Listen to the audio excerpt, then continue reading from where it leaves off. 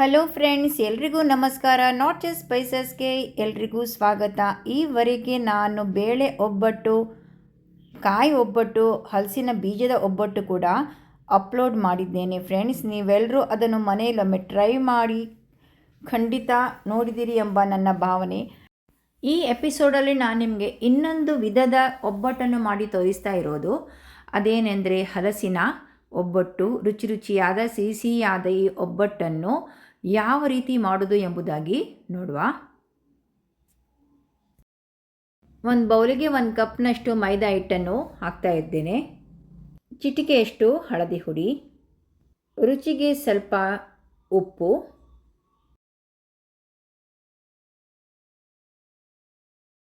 ಇವೆಲ್ಲವನ್ನು ಚೆನ್ನಾಗಿ ಕೈಯಿಂದ ಈ ಥರ ಬೆರೆಸಿ ಇಡುವ.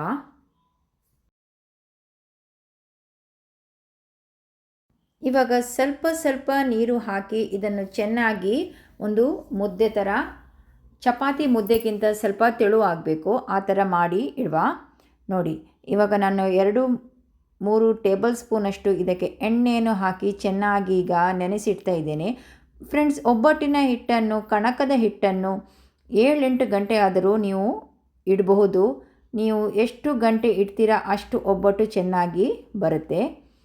1/4 ಕಪ್ಪಿನಷ್ಟು ಹಲಸಿನ ಹಣ್ಣನ್ನು ನೀರು ಹಾಕದೆ ಈಗ ಮಿಕ್ಸಿಯಲ್ಲಿ ನಯವಾಗಿ ರುಬ್ಬಿ ತೆಗೆಯುವ.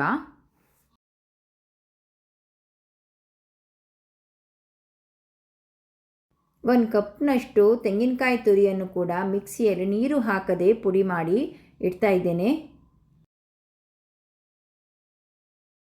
ಅರ್ಧ ಕಪ್ಪಿನಷ್ಟು ಬೆಲ್ಲ ಹಾಕಿದರೆ ಸಾಕಾಗ್ತದೆ. ಅರ್ಧ ಕಪ್ಪಿನಷ್ಟು ಬೆಲ್ಲಕ್ಕೆ 2 ಟೇಬಲ್ ಸ್ಪೂನಷ್ಟು ತುಪ್ಪವನ್ನು ಹಾಕಿ ನಾನೀಗ ಬಿಸಿ ಮಾಡ್ತಾ ಇದ್ದೇನೆ. ಈ ಎಲ್ಲವನ್ನೀಗ ಬೆಲ್ಲವನ್ನು ನೀರು ಮಾಡುವ. ನೋಡಿ, ತೆಳುವಾಗಿ ಬರ್ತಾ ಇದೆ. ಇದಕ್ಕೆ ಪಾಕ ಬರಬೇಕಾಗಿಲ್ಲ, ಆದರೆ ಎಲ್ಲ ಬೆಲ್ಲವು ಚೆನ್ನಾಗಿ ಕರಗಿ ಬಂದರೆ ಸಾಕು. ಬೆಲ್ಲ ಕರಗಿದ ನಂತರ ಇದಕ್ಕೆ ಈಗ ನಾವು ಪುಡಿ ಮಾಡಿಟ್ಟ ತೆಂಗಿನಕಾಯಿ ತುರಿಯನ್ನು ಹಾಕಿ ಚೆನ್ನಾಗಿ ಬೆರೆಸುವ. ಕಾಯಿ ತುರಿ ಕೂಡ ಬೆಲ್ಲದ ಜೊತೆ ಚೆನ್ನಾಗಿ ಬೆರೆಸಿ ಬರಲಿ. 1-2-3 ನಿಮಿಷದಷ್ಟು ಇದನ್ನು ಈ ಥರ ಕಾಯಿಸ್ಕೊಳ್ಳಿ. ಈಗ ಪೇಸ್ಟ್ ಮಾಡಿಟ್ಟ ಹಲಸಿನ ಹಣ್ಣನ್ನು ಕೂಡ ಹಾಕ್ತಾ ಇದ್ದೇನೆ. ಇದನ್ನು ಕೂಡ ಚೆನ್ನಾಗಿ ಮಿಕ್ಸ್ ಮಾಡುವ.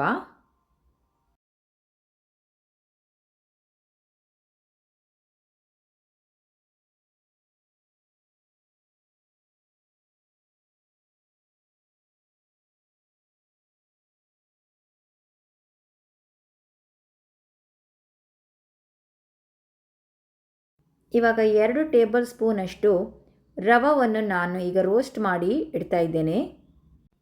ಇದು ಹಾಕಬೇಕಾಗಿಲ್ಲ, ಆದರೆ ನಮ್ಮದು ಹೂರಣ ತೆಳುವಾದರೆ ಅಗತ್ಯವಿದ್ದರೆ ಹಾಕಬಹುದು. ಹಾಕಿದರೆ ಏನು ತಪ್ಪಿಲ್ಲ, ರುಚಿ ಚೆನ್ನಾಗಿ ಬರುತ್ತೆ. ನಾನು 2 ಟೇಬಲ್ ಸ್ಪೂನಷ್ಟು ಸಜ್ಜಿಗೆಯನ್ನು ಕೂಡ ರೋಸ್ಟ್ ಮಾಡಿ ಇದಕ್ಕೆ ಬೆರೆಸಿ ಈಗ ಪುನಃ ಕಾಯಿಸ್ತಾ ಇದ್ದೇನೆ.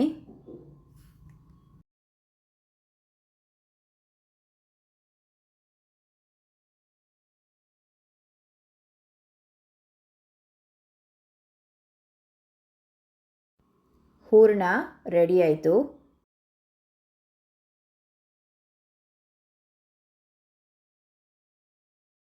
ಮೈದಾ ಹಿಟ್ಟನ್ನು ಕಲಸಿಟ್ಟು 5-6 ಗಂಟೆ ಆಯಿತು ಫ್ರೆಂಡ್ಸ್. ಇವಾಗ ನಾನೀಗ ಒಬ್ಬಟ್ಟು ಮಾಡ್ತಾ ಇದ್ದೇನೆ.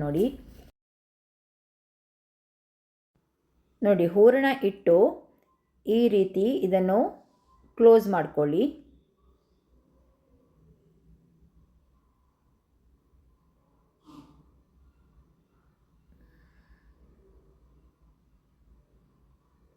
ಇವಾಗ ಚೆನ್ನಾಗಿ ಲಟ್ಟಿಸಿ ತೆಗೆಯುವ. ಒಬ್ಬಟ್ಟು ಕಾಯಿಸ್ಲಿಕ್ಕೆ ಇಟ್ಟಿದ್ದೇನೆ.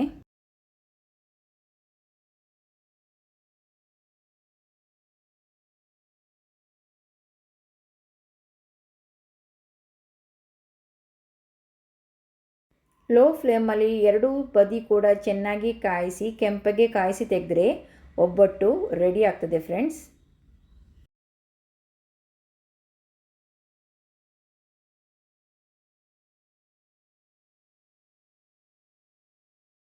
ಚೆನ್ನಾಗಿ ಉಬ್ಬಿ ಕೂಡ ಬಂದಿದೆ.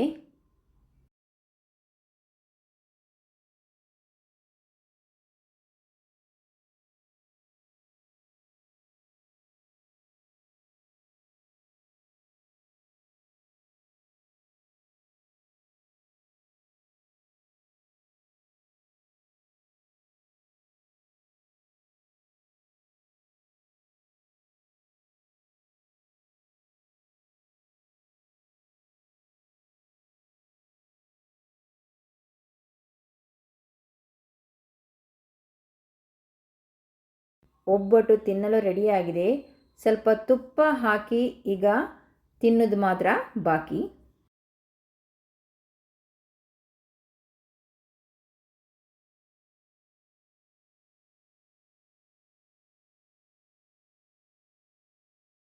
ಅತಿ ಸುಲಭದಲ್ಲಿ ತುಂಬ ರುಚಿಯಾದ ಒಂದು ಖಾದ್ಯವನ್ನು ನಿಮ್ಮ ಜೊತೆ ನಾನಿವತ್ತು ಶೇರ್ ಮಾಡಿದ್ದೇನೆ.